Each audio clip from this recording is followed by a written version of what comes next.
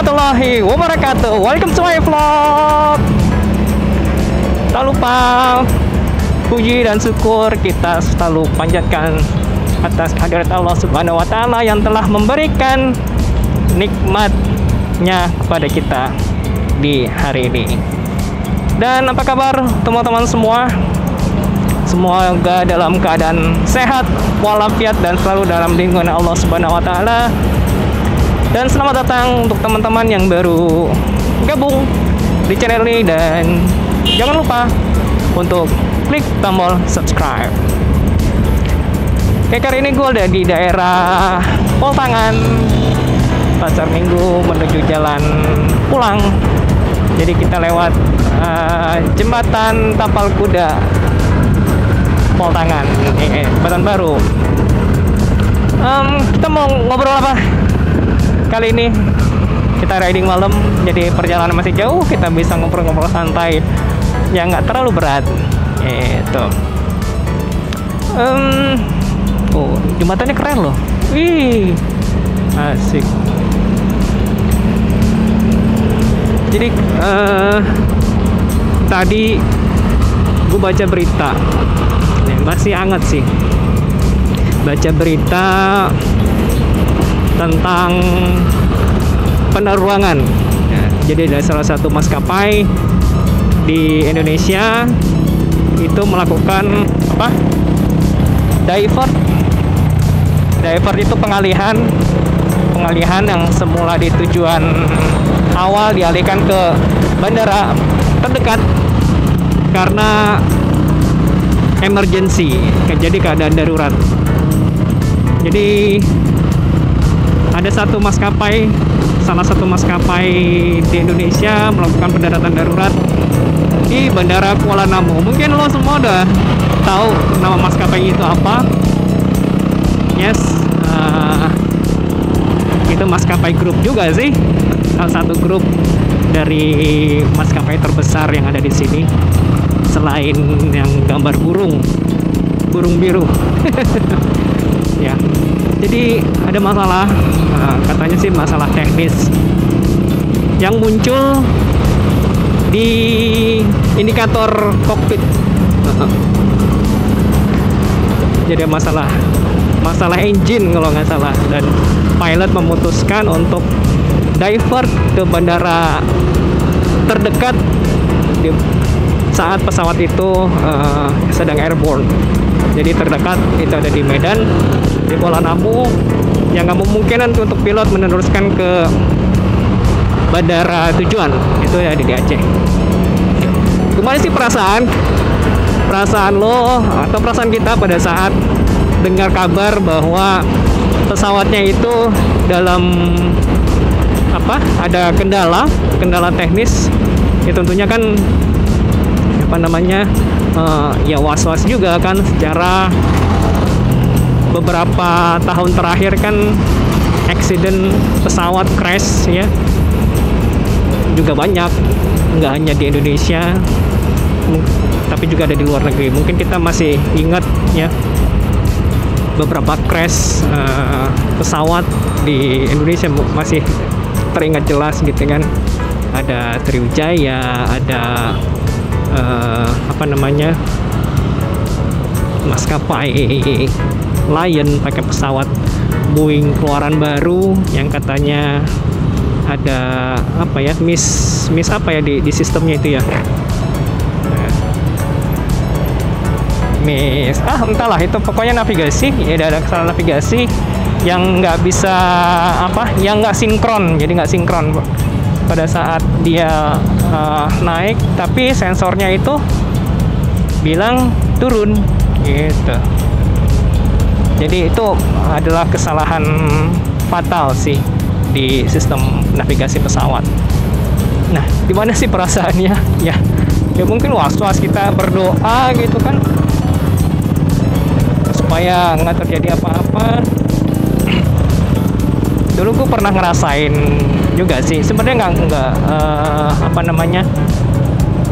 jangankan ada kendala teknis gitu ya, pada saat kita gagal landing dengan cuaca buruk itu nyeremin banget.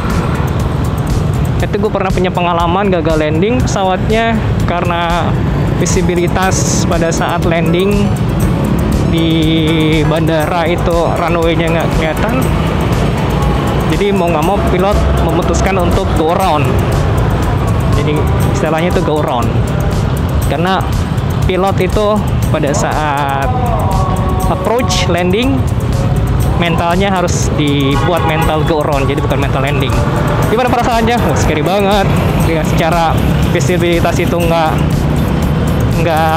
kelihatan bagus, cuaca buruk, ya debar-debar sih.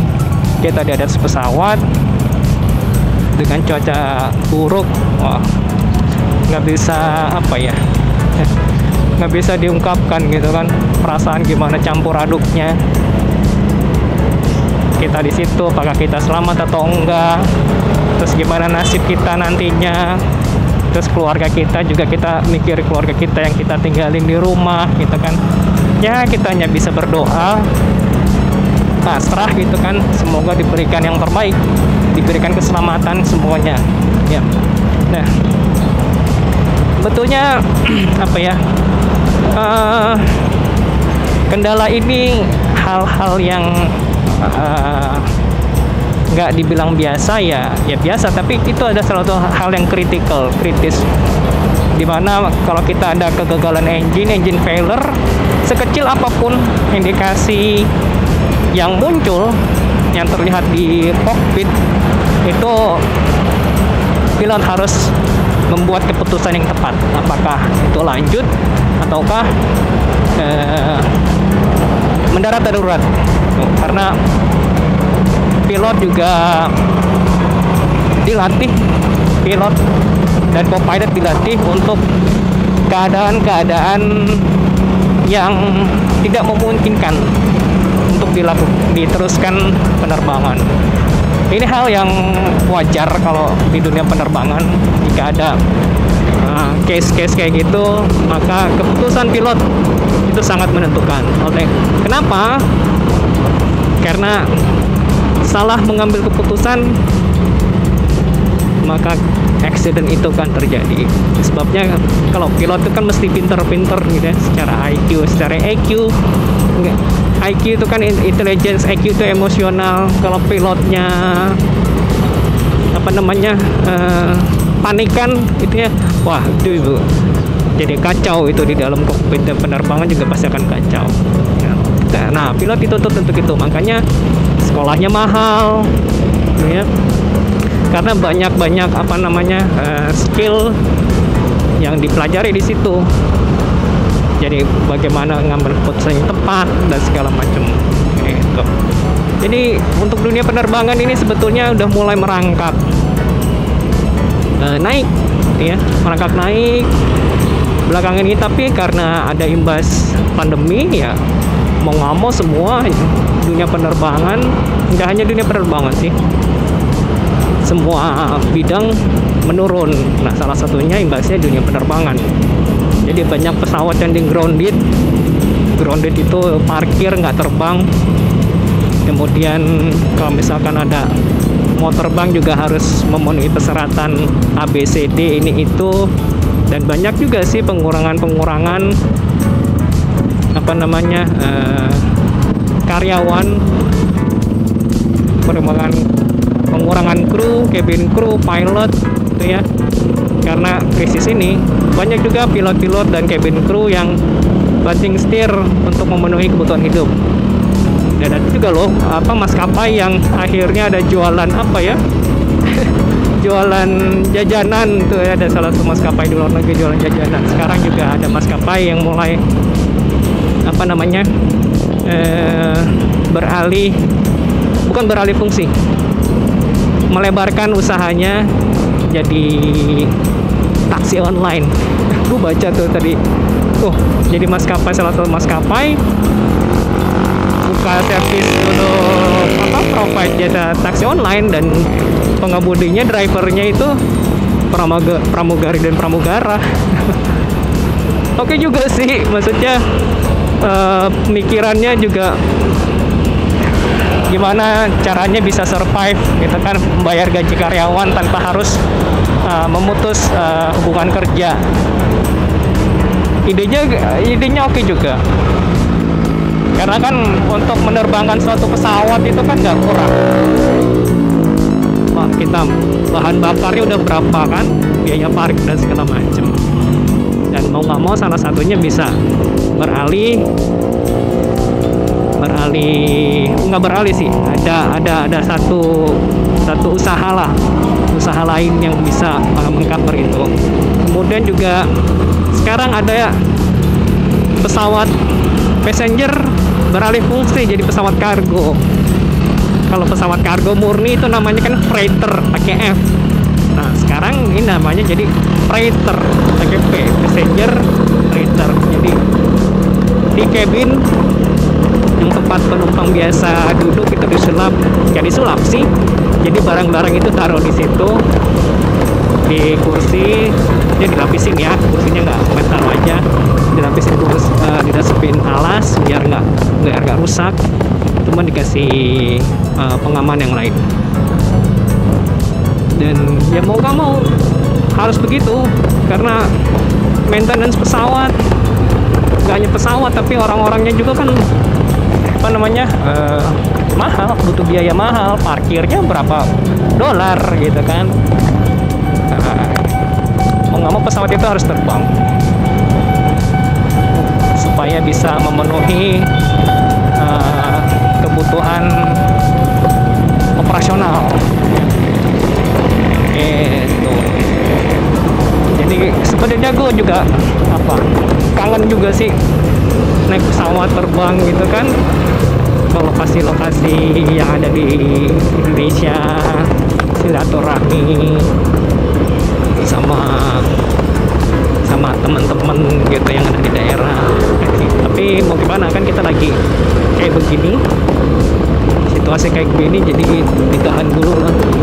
Karena gue juga ada beberapa teman-teman pilot dan co-pilot, dan ada beberapa teman cabin crew di maskapai yang ada di Indonesia. Jadi lumayan lah, maksudnya kalau kita tukar pikiran atau nanya-nanya, jadi kita tahu kenapa pesawat itu delay, kenapa pesawat itu terkadang nggak jadi terbang. Nah, itu tahu. Jadi nggak hanya kita menjudge gitu ya, maskapai ini rajanya delay. Nah, delay itu ada beberapa faktor. Pertama, lalu lintasnya padat sehingga pesawat itu take off-nya itu agak telat ya kan. Kemudian landingnya juga gitu, kalau lantai padat kan otomatis nggak bisa sembarangan, kita harus antri nunggu giliran, karena pesawat-pesawat yang lain juga ada yang sama dengan tujuan kita. Jadi begitu. Sebenarnya maskapai yang ada di sini itu bagus-bagus. Artinya 2 maskapai terbesar yang ada di Indonesia itu yang burung biru sama yang singa merah itu bagus-bagus secara safety. Semuanya, kalau masalah safety nggak ada tawar-menawar. Safety is number one. Mau yang warna biru, mau yang warna merah, itu sama. Cuman terkadang yang kurang ajarnya itu ada di ground handling. Jadi kan mungkin miss-nya beberapa orang gitu ya.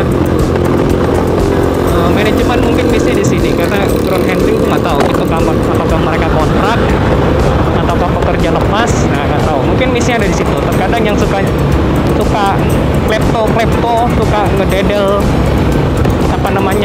tas penumpang itu ground handling.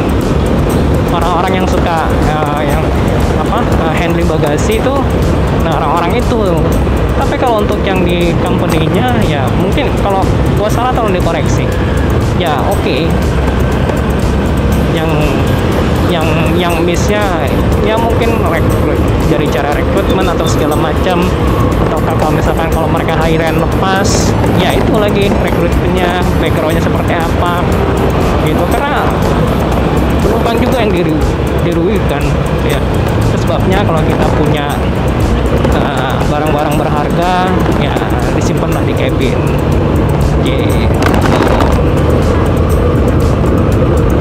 Oke, segitu dulu obrolan kita malam hari ini. Terima kasih sudah menemani perjalanan gua, dan terima kasih juga sudah menonton video ini. Dan jika channel ini bermanfaat, jangan lupa untuk klik like, subscribe, and share. Gua Andika mohon pamit. See you next video. Tur nuhun. Assalamualaikum warahmatullahi wabarakatuh. Miss ya.